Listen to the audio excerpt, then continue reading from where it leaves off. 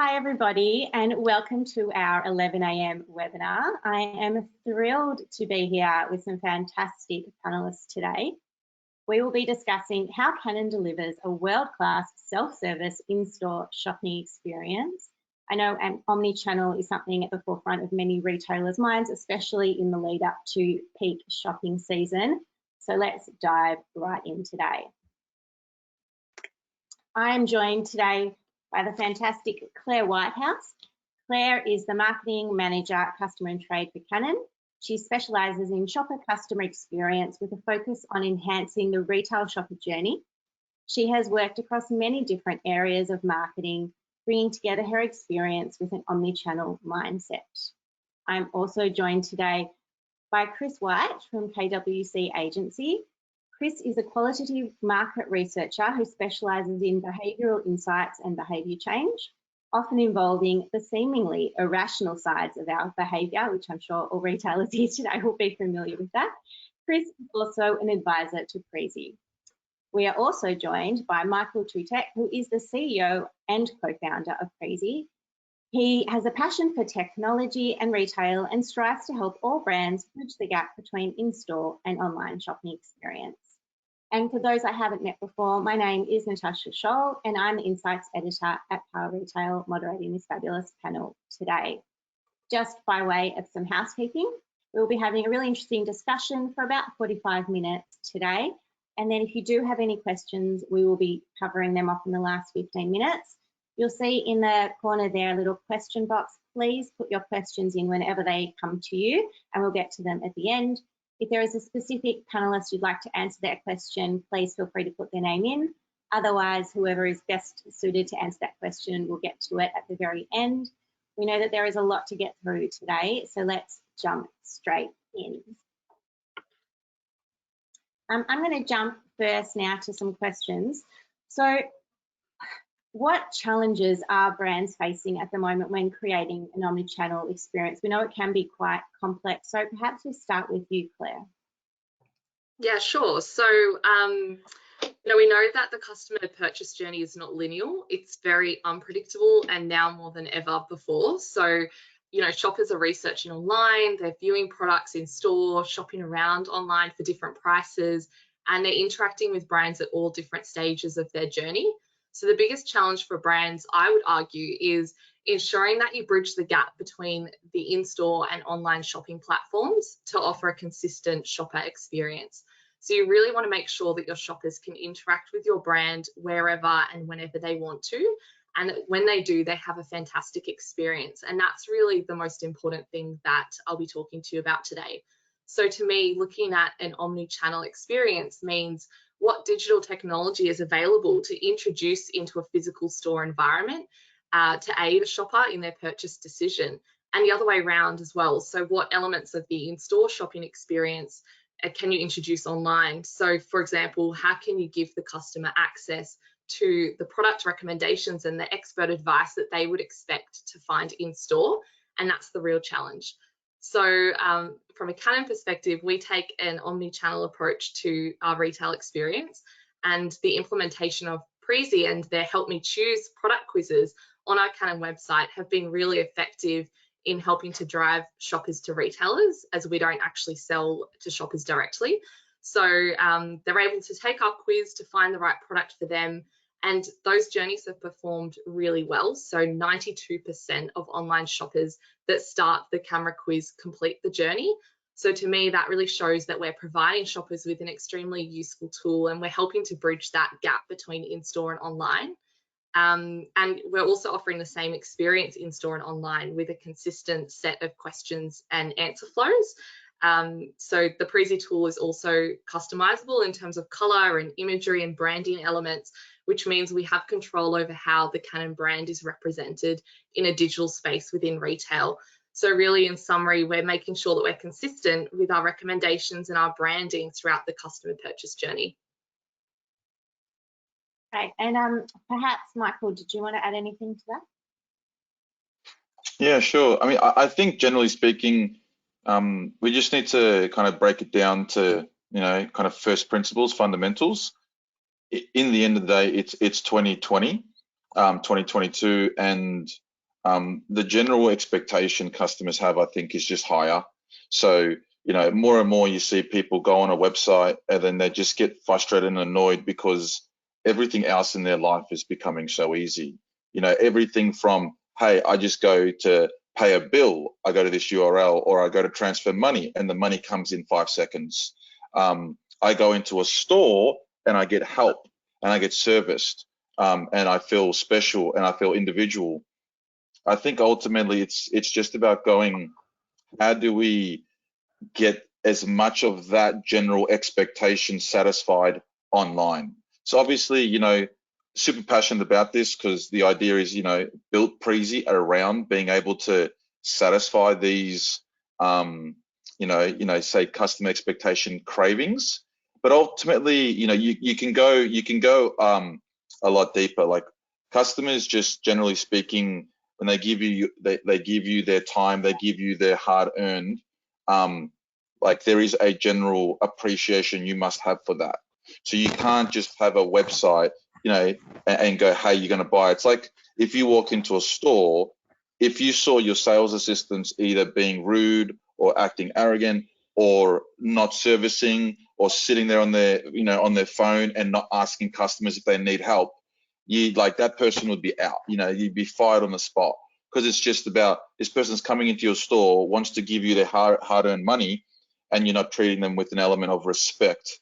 And I think it's about getting that online as well. So how can we build that, you know, kind of that connection? And it doesn't necessarily have to be perfect recommendations or amazing visual merchandising. I think the thing a lot of us forget, and I think Chris will talk a little bit about this later, is it just comes down to like making the person feel that they are heard and listened to. So like, just, you know, I'll use our stuff as an example. You ask questions, you learn, you consider it, and then you provide a response. It's like, cool, you've listened to me, you've heard me, you've provided a response. So now all of a sudden I trust you, you respect me, you trust me. And it's just about how do we get that? And then, because in store, it's all kind of done innately, like human beings. So it's about bringing that kind of thought logic back onto the screens. So that's kind of my general take. Call it more a thought logic rather than specific execution examples. And maybe we could have a bit of an execution example now, Claire. If you can just take us through, you've mentioned the quizzes. Could you give us a bit of a background of what those quizzes are in store and the impact that's had and what customers do when they walk in store? Yeah, sure. So we basically implemented a self-serve experience in store. So the quizzes are housed and they're able to be accessed via QR code on point of sale in store. So we've actually displayed those point of sale around the Canon camera cabinets in the retail store. So shoppers can scan that QR code and access self-help tools and additional information on our products. So the most critical part of that project was the implementation of the Help Me Choose quizzes. So essentially the shopper can answer a series of questions to find what the right camera is for them based on you know, how much they're willing to spend and what they're going to use that camera for, so that we know that, you know, they're getting the right recommendation from us. So the QR code itself, which activates the quiz, they're actually dynamic QR codes, which means that you can gain insights into the number of scans and the date and time scan, the location scan, and so on. And on that, if you are going to implement QR codes or have already, it's important to know there are two types. So there's the static and dynamic. Only the dynamic ones allow you to give or get data and insights. So from that trial specifically in store, we had some really fantastic results. So we found that 46% of people who purchased a Canon camera in store scanned a QR code when they were in store. So almost half the shoppers buying Canon utilized that self-help tool. And that really shows that, you know, they were seeking that additional information on our range and that there really is a need for self-help tools in the retail environment, online and in store. Thank you so much for that background. So I guess this is a question now for you, Chris. How do you build trust with shoppers in store and online, and how can you rapidly accelerate the decision-making process? Great. So I think one of the first things to say there is why trust is important, and I think I'll take a step back for that, because it may be tempting to think, well, we're just talking about faster, better conversion, but actually, when we establish trust online as well as in store, we are helping the customer choose a more suitable product, higher satisfaction with their purchase, referral and advocacy. There's research that shows that their reviews and feedback is more positive, loyalty, repeat purchase, and even less returns. So when we establish trust, we open the relationship up for them to make better decisions, and then they actually become loyal advocates. So I think I just wanted to set that setting. In terms of what we can do, there's a lot of human and emotional things Michael was touching on there about, the intuitions you have about whether you trust this person in store, etc. The research shows there's two types of trust that we need to establish, particularly online. One is cognitive, and that just basically means rational. I'm thinking it through, I rationally trust the information, and this is about providing people with the information and knowledge to make a good choice. So are you equipping them with the right knowledge there? The second one is emotional, and this is, do I have the right feeling from this person? Do I trust their intent? And there's a lot of reciprocity. Do I trust that their intention is to find the right product for me? And I guess being very open to the nature of the relationship. We're thinking about a relationship more than necessarily a transactional sale. The last question there you mentioned is about how can we rapidly accelerate the decision making. I think some research shows that speed can actually be a problem sometimes. So there can be impulse purchasing. We need to create a space for the customer to consider what they need. Quite often they don't necessarily need, there's an element of discovery. So rather than speeding it up, it's more about optimizing it and more efficiency. And so something like the Preezie journeys help people to reflect, to unpack their own needs and choices, and then present them with another list, a shorter list, which is more curated. They make better decisions, they're more satisfied, they return the product less, they leave better reviews, and they repeat purchase. So what we're doing is actually helping them discover their own needs. So I think sometimes we need to slow them down and go through a process with our customers. Just quickly on that, I'd love to step in because I think it's super interesting that we talk about accelerating the decision making, and why I find that pretty interesting is because we do, for context for those who don't know, we've got about 130 customers, and we do tons of A/B testing on all of it, just A/B testing for days. And what we find often is that a lot of brands, they will do an A/B test on a session level. So they go, oh, Preezie on, Preezie off session level. And we do always win the A/B tests. But what's interesting is we categorically disagree with the A/B test on a session level. We effectively, don't disagree, it's got its value, but we highly have a preference towards an A/B test on a user level over time. So what we're finding, and we're seeing this more and more and more, the more tests we do it, the more abundantly clear it becomes. Every time you do it, the result's the same. The conversion rate increase on Preezie on a session level, anywhere between, kind of 30 and 300%, but it varies. But it varies quite heavily depending on if you're tracking in our dashboards or Google Analytics or SiteSpec or whatever.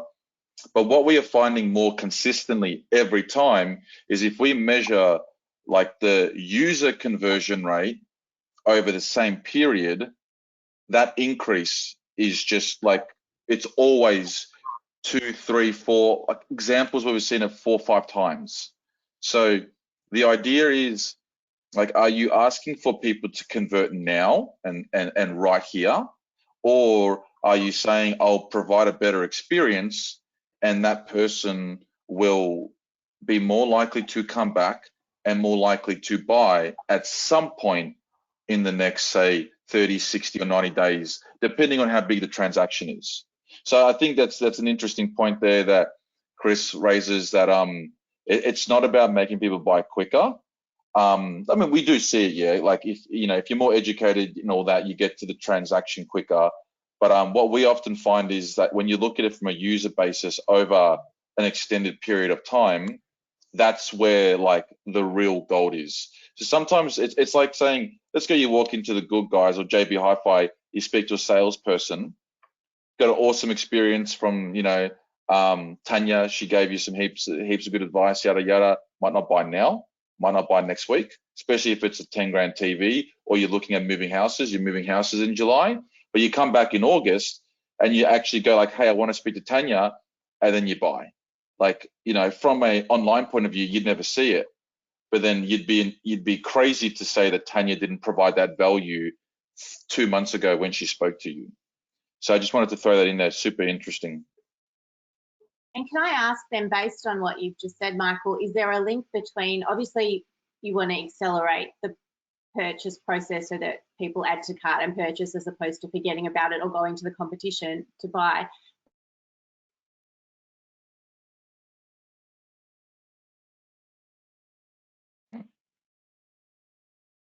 Natasha, Fantastic customer experience, it may be a longer purchase. Sorry, Natasha, you cut out there for like a good 20 seconds.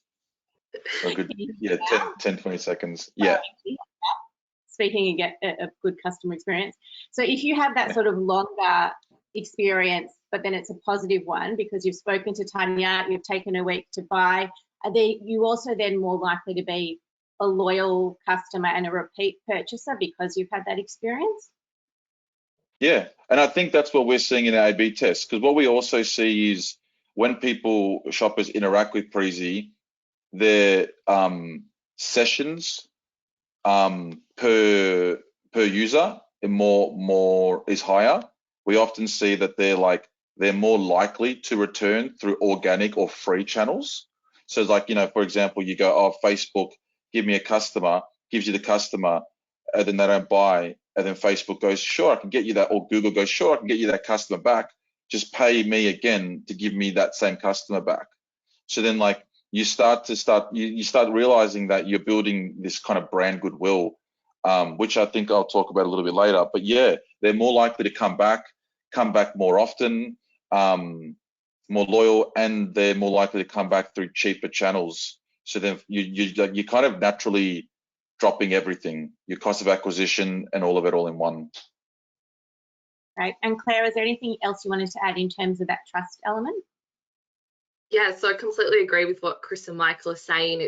It's really about improving satisfaction with product choice. And for us, it really came down to the importance of building trust and having those one-on-one conversations with our shoppers in a unique way. So those quizzes were built based on our product knowledge and tried and tested, so that really we could rest assured that our shoppers are being recommended the right product for them, which suits their needs and wants.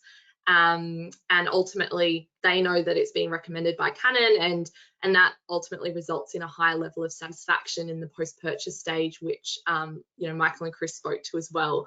So I agree. I think it's really important to consider the full product life cycle and that post-purchase stage particularly, and think about what you can offer your customers to further build or maintain that level of trust, because that will help the customer to be engaged with the brand and the product. And there's often opportunity for additional purchases and increased spending behavior if a customer is happy with the brand as well. So that's going to accelerate future decision making as well. Right, thank you for that. And now another question is, why do you need to apply a self-serve experience in guided shopping in today's market, I guess specifically? Maybe Chris, will start with you. I think the research demonstrates that being able to so as an engaging experience, you're partly co-creating and navigating, and that process is engaging. It's a great experience, and the research demonstrates if you're playing a role in discovery and you're supported with expertise, so with Canon's knowledge and experience there, that guided process, you end up feeling more ownership of what it is that you're discovering and your choices. So it's actually not so much just self-guided, it's actually supported by the brand and the product experience and the knowledge. They're not just any quiz or any discovery. They're really leveraging the experience. But it's an engaging, it's creative, and there's a sense of ownership over driving those decisions.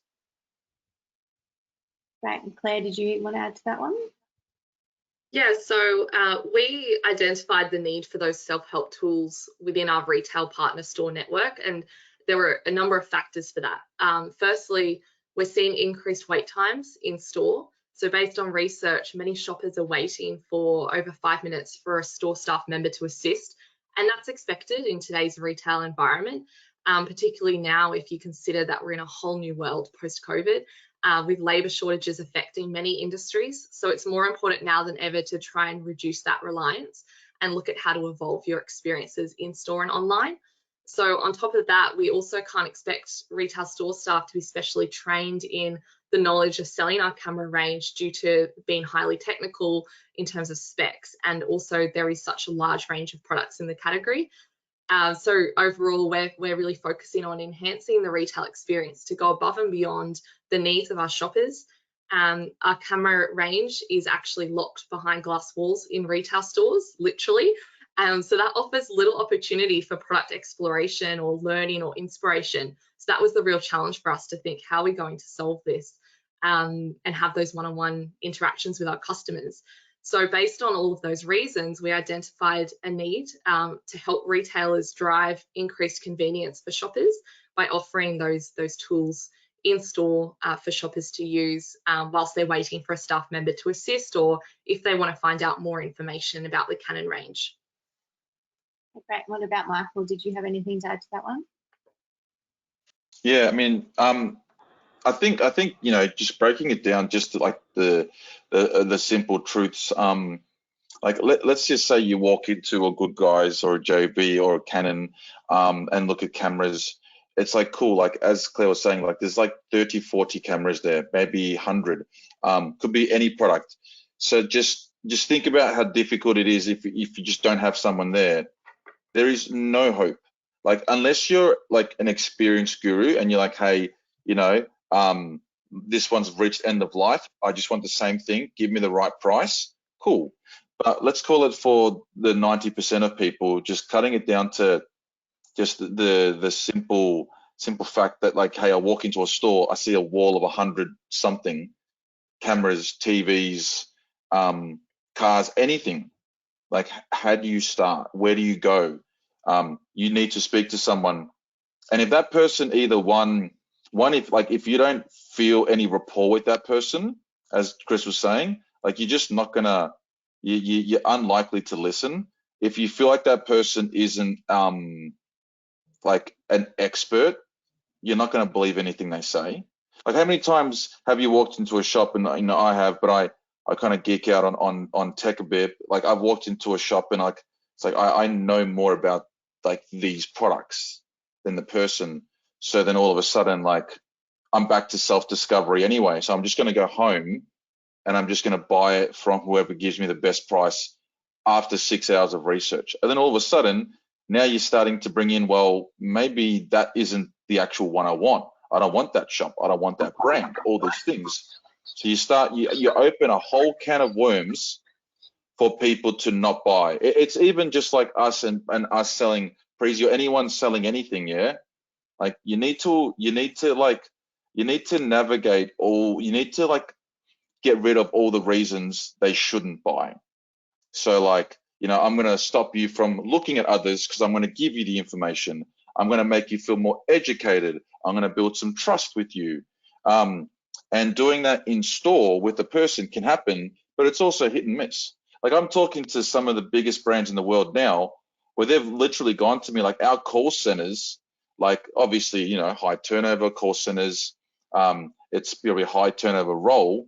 And it's like they're going, we can't realistically train all the people in the call centers all the time. It's probably the same as salespeople on the floor. As Claire said, like, you got like, you know, people paying like $5,000 bonuses to get someone to like come and, you know, just wait tables because they're like, I can't find people. So you can't find people. The ones you get, say, sometimes, you know, they're not as experienced, and you're trying to train them up quickly to be an expert in a product.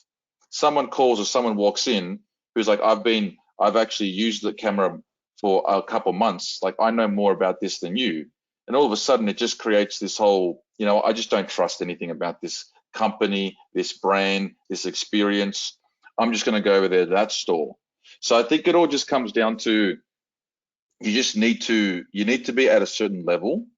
And if you're not at that level, people just aren't going to buy from you and they're not going to trust you. But then, like, human beings can't expect it to always be at that level. But so then the idea is, cool, let's assist them, or let's assist the customer with technology that can enhance the level. It's like, for example, what stops a sales assistant, you know, going, oh, scan that QR code and let me take you through this expert journey. Like, I could literally walk into a Canon shop right now, not knowing that much about Canon, scan the QR code, talk Frank through a camera, and Frank would feel like I'm an expert.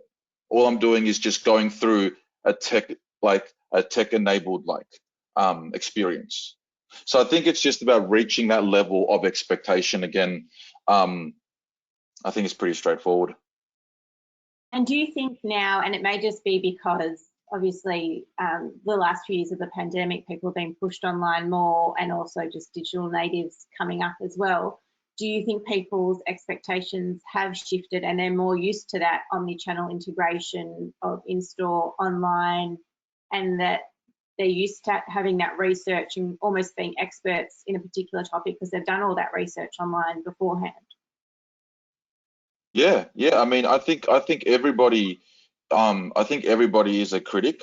And the reality is, whether you're an expert or something, or you do some more research, like, it can even be as simple as, like, I've got, like, you know, my mum's mid 60-year-old European woman, never bought a single thing online, not in her life.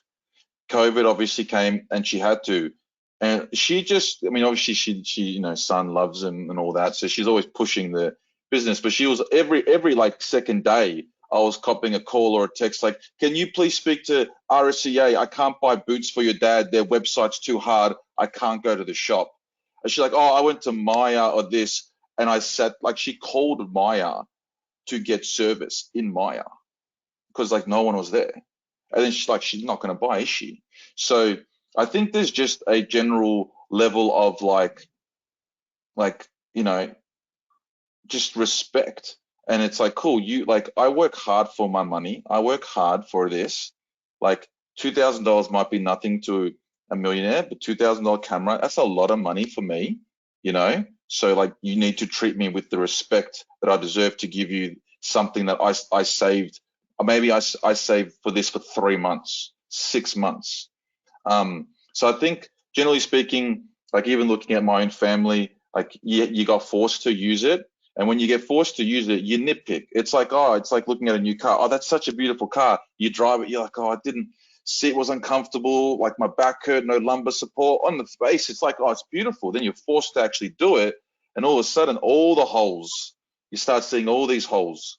And it's just about going, cool, like, how can some of those holes are a lot harder to patch up, but some of them are just simple things to do, you know, like this, like, even like, you know, having good payment options, just having good navigation, you know, all these things. But I think the biggest point in a lot of this is, like, you need to make it obvious that you've built this for the customer. It's like, I love visual merchandising, yeah, AI, this, cool. I do all this smart stuff behind the scenes of recommend products. But it's like, as a customer, it's like, I don't know you do that. I didn't know that you just invested $10 million in AI to make my experience better. How am I supposed to know that? I think that's key, Michael. The intent is important. And so communicating why this is happening, and there's a reciprocity there. So I think customers are largely fine with, I'm going to give you my information, I'm going to give you my preferences, and I'm going to take your recommendation if I know that it's not just the one with the highest margin, or is it actually the right product for me. So if I trust your intent, I'm very happy for this to be win-win, but I need it to be clear. And so, you know, I guess there's a real value in the Preezie proposition there, in we're actually here to optimize and find your ideal product. Sometimes things that people didn't even know that they needed. The one more point I'd add to what you're talking about there, Michael, is also that different people may need different journeys. And so, for instance, with a highly technical products, computing, what have you, some people want to go down I want the specifications, I want the details, I want to know if the product does this. You know, with the camera, I want to know all the features, and I want this. Others have different questions and may not want all of that complication. It might be a lifestyle and a usage. So we certainly, it's important to understand what journey different individuals need, and so creating that path for them, where one gets more education, another gets more specs, another one gets more usage and lifestyle. So where is the customer, and what journey are they needing to take, and building that into the process. Yeah, that's great. And the message I'm getting from both of you is that sense of empowerment that the customer has, and what that empowerment means is different to each consumer, but it's making sure that the experience you offer them makes them feel in control. Yeah, definitely. And I think, like, you think about it, it needs to be obvious that, like, a brand is doing this for you. So, for example, Canon's quizzes, like, it's clear, hey, here is a quiz that you actually can contribute to help you. Like, it cannot be any clearer. Like, we spent all this time, effort, money, resources to do this to help you. Obviously, you want to increase conversion revenue, but that's from a consumer side. But if you look at lots of things like, say, product recommendation engines, which, you know, we all know work, like, it's just like, you may also like, it's like, there's like, cool, that could cost you $10 million to build. Like, no customer actually knows that you've done that. So it's literally about making it, like, explicitly obvious. Even if you had a product recommendation engine and you put copy above it that said, hey, based on a lot of your work and our product knowledge, we think these products are really good for you. Like, that's better than just showing it, because then you're actually telling the customer, hey, we've got all these staff, all this resource. Everybody, you know, most people buying 95% of people have employment. They know that you're working behind the scenes to do all these things. So then, like, why not make that obvious, and it'll build trust. So I think that's super critical. Like, you can't just plug something in and go, oh, like, it's got, you know, awesome AI for days. It's like, cool. Like, how does any consumer know that? They don't. This journey right here has a better impact, because people actually know that it's trying to help them. So you got to make it obvious. Great. Before I ask my next question, I just wanted to remind attendees that they can put their own questions in the question box there, and we will get to them in about 10 minutes. So this is a question now for you, Claire. So how do you use customer data and insights to make better decisions across your business functions? So the most important thing for us to consider is how to integrate data from different channels to create that seamless customer journey. And that customer data comes from all different areas of a business. So, you know, think of websites, social media, promotional data, purchase history, and retail stores. And being able to collate all of that allows you to build personas for your customers and create personalized experience. As Chris mentioned before, that's really critical. So from a Canon point of view, we use customer data and insights in a number of ways, but I'll touch on a few. So firstly, it gives the marketing team insights into who is actually purchasing Canon products. So who our customer audience is, and therefore how can we grow that audience? And with that, you know, we can also break it down by retailer and also online versus in-store. So identifying where different customers choose to shop, and that's really important. They are all different, and we do see different trends in purchase behavior across different retailers. So that helps us to set our marketing strategy for specific retail stores so that we can speak to the right audience. Secondly, we also use data to see who's purchasing in different promotions that we run. So that helps the sales team to identify best practice for their sales plan to reach the right target audience. We do use our Preezie quiz insights for the sales team as well to see what products are frequently recommended, and we can feature those as hero products in campaigns and promotions. And it also gives us creative hints for campaigns based on how people are telling us that they actually want to use their camera. So we can see trends, for example, in travel picking up now since COVID has lifted.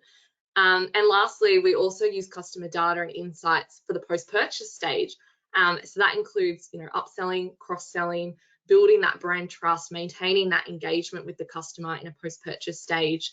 So we're able to create, you know, personal, unique experiences for our customers by understanding their preferences and their purchase behavior. So that's really important for us. Okay, great. Chris or Michael, did you have anything to add to that one? Yeah, sure.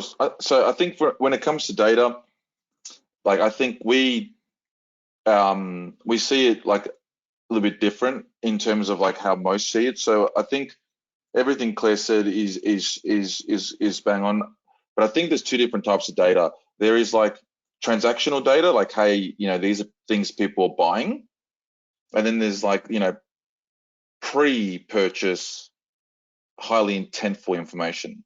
So I'll give you an example. We were working with one business that I think they sold scooters, to be honest, and I said to them, "Oh, why don't you sell off-road scooters?" And the owner said, "No one buys off-road scooters." And I said, "You sure? Like, are you actually sure?" So he asked the question on the journey, you know, are you looking for an off-road or, you know, on-road scooter? And he found out that like 15 to 20% of his audience were legitimately looking for an off-road scooter. And he had no way to know that. Like how would you know that? So he literally went, oh my God, like think about 15% of everything you do. You may as well just burn it. 15% of your marketing budget, your advertising, your merchandising, your SEO, like it's not wasted. It's just you're literally not, like there's 15% of your audience you're just ignoring. So I think it's about getting data before people buy. It's about getting the intent information. And then obviously when you're doing Preezie journeys and whatnot, like you can ask any questions you want. So the idea is, you know, not like all the questions don't need to refer to actually like a product attribute. You can ask like, you know, whatever you want, age, gender, where do you live, whatever you need in order for you to make better decisions. So once you do that, you can get all that information from a personal person, and then you can use it in like retargeting. So we know, for example, that brands, Claire used a few examples, use our data for product development, marketing, inventory management, visual merchandising, but probably the biggest one is email marketing and retargeting. So like imagine you have all this information about a certain person before they buy, and you also have what products they're looking for.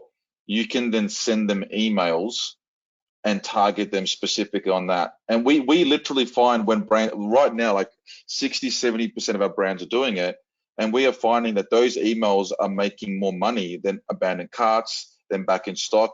They've got higher click-throughs, they have higher conversion rates, they literally make way more money than even your abandoned carts. So I think the idea is like, you know, scroll information and just like pages viewed and all that, it's okay, but like explicit, like asked for data that is highly intent from a person who has not bought, I think there is literally no better information possible.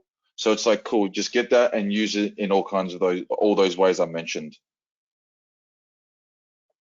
Right. Chris, did you have anything else to add?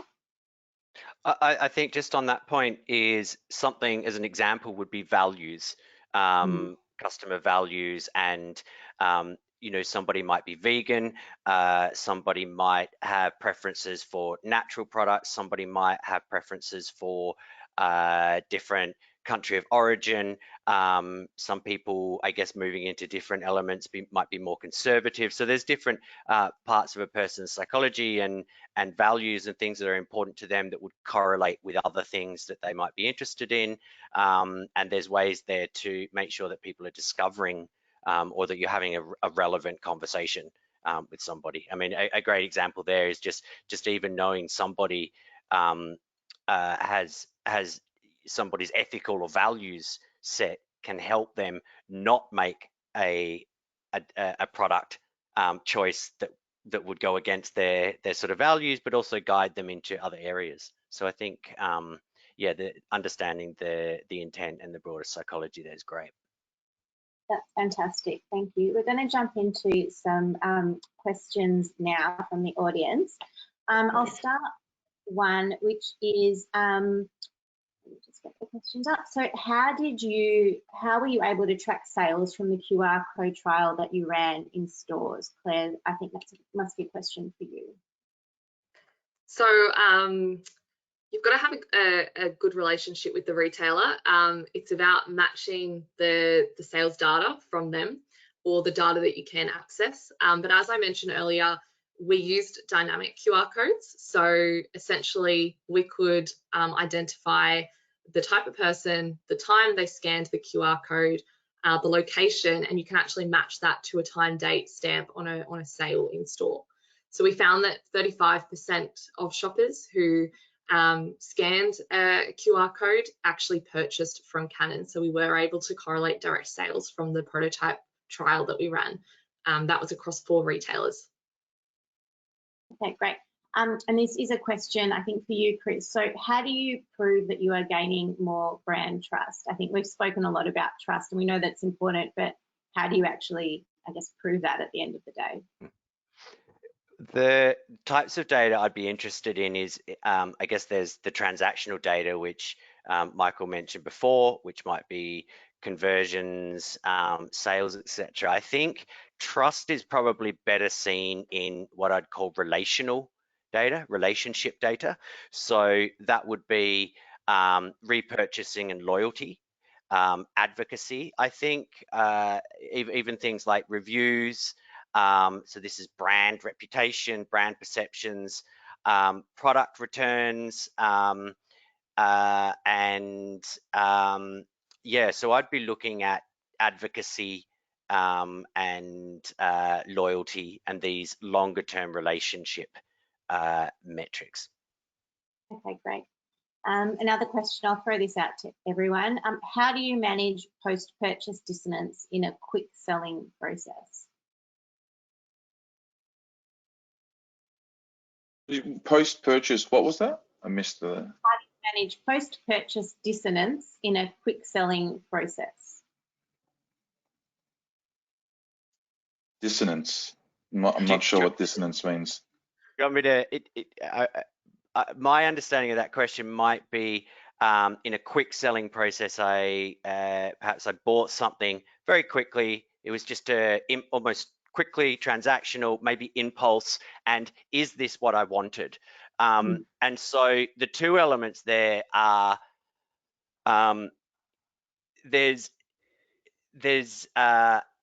knowing that you've done some due diligence or knowing that you have been through a process. So I think there's a perception there rather than necessarily an objective, you know, is this the right product? Do I feel like I've arrived at this choice in the right way? So things like, you know, some people favorite it for later or put it in their list. Preezie is an example of that, where even just going through a process, there's almost a post-rationalization is have I gone through some consideration to get to this point? Yes, great. So that's part of where that efficiency is, you know, speed can be a problem in that that's where there's the guilt, dissonance, etc. So I'd say that ensuring that somebody feels that they have been through a decision-making process helps them own the outcome and potentially stops them from purchasing the wrong thing. I can add to that.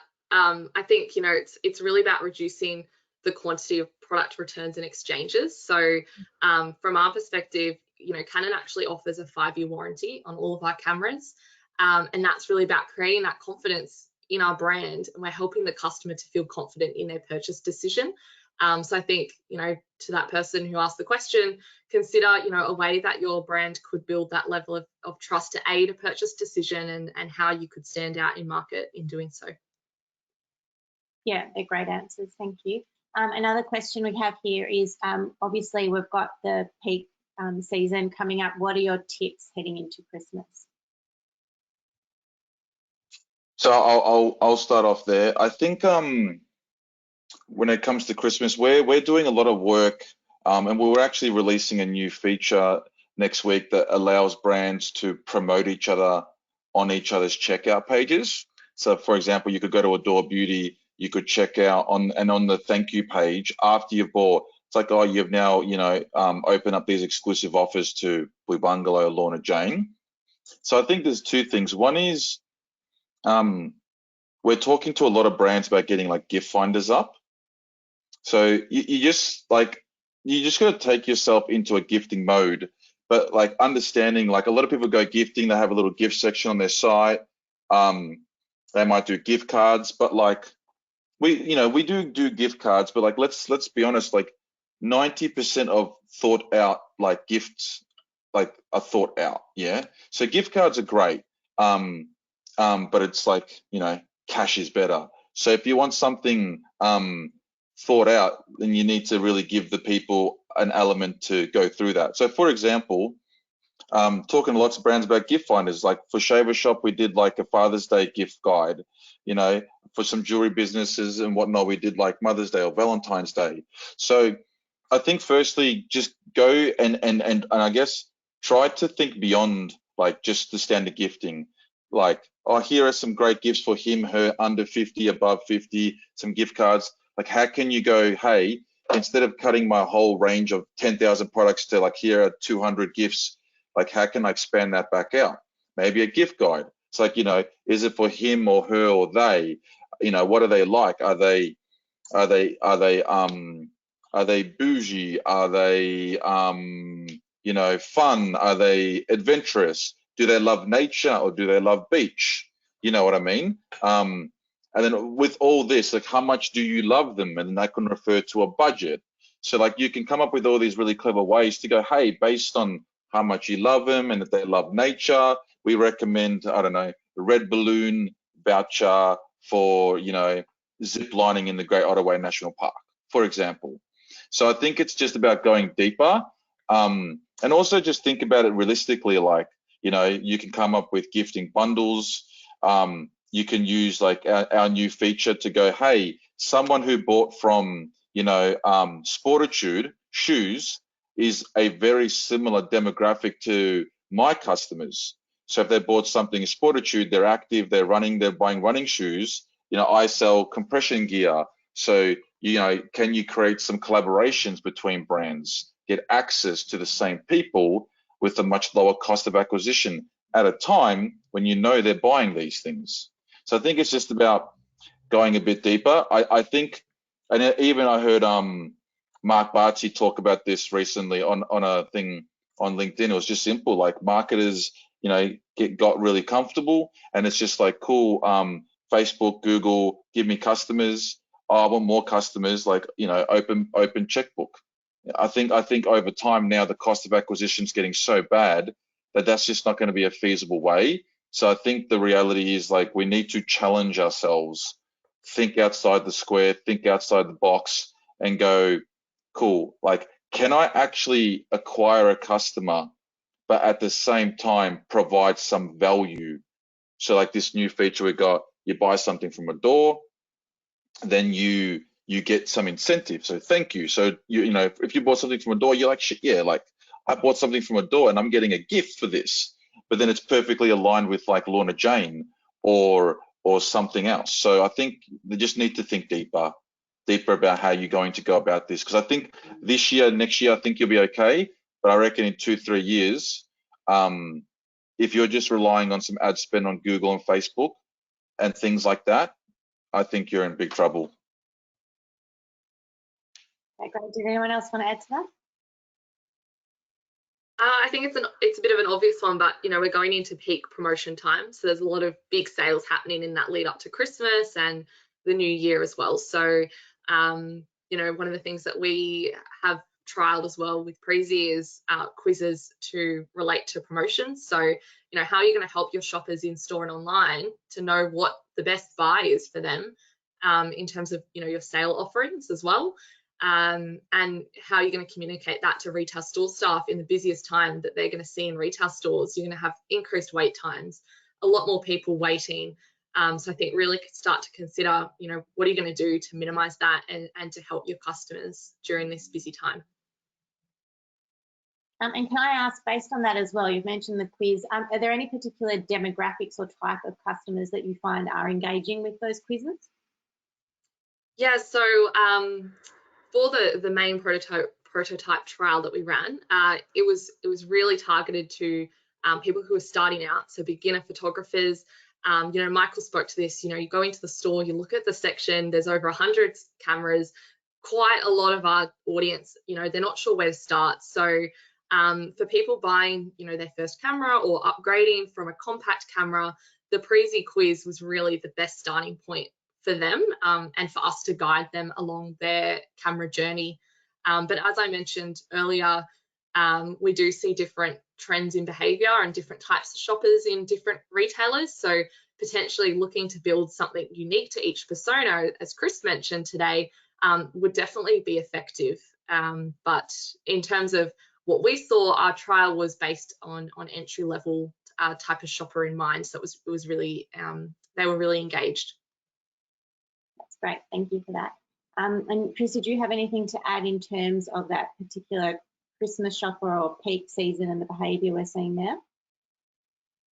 I think it is really interesting to think about the gifting psychology, and so some excitement, some optimism, and just some empathy with that kind of psychology.